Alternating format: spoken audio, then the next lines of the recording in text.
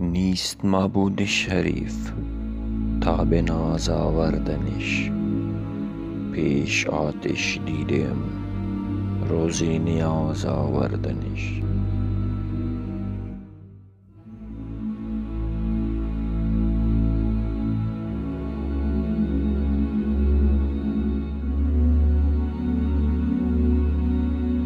موعظت را سنگسار قلقله می نکند، از ره گوشم به دل یک ره فراز آوردنش.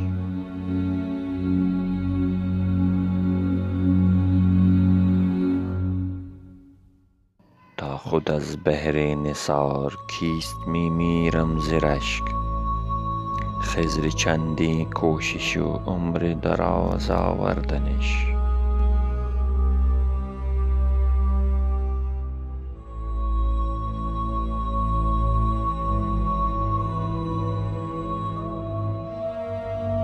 رحمت حق باد بر همدم که داند مست مست، بر سر ناشم به تقریب نماز آوردنش.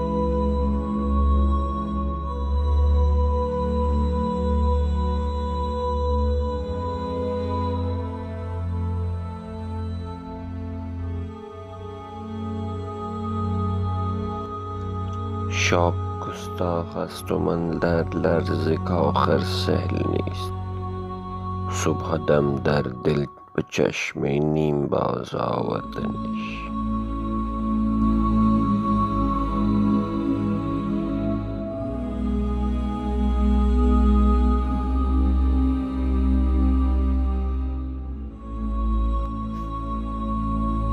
وای ما کس غیر اندر خاطرش جا کرده است، رفتن و پیرای ساز آوردنش.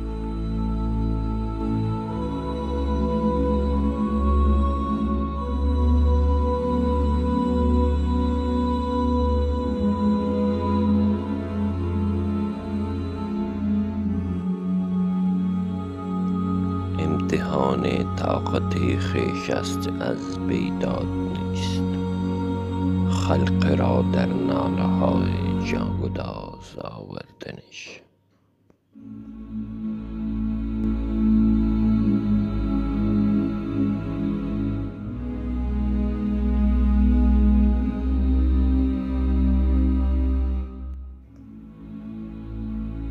چون میرد قاصدا در ره که رشکم بر نتافد، از زبانت نکته های دلنواز آوردنش.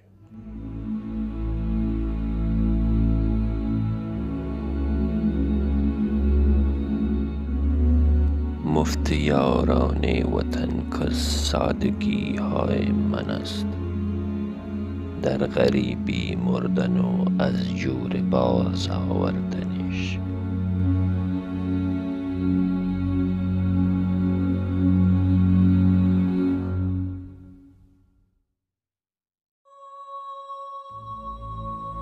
بی زبانی های غالب را چه آسان دیده ای تو ناسنجیده تا به ضبط راز آوردنش.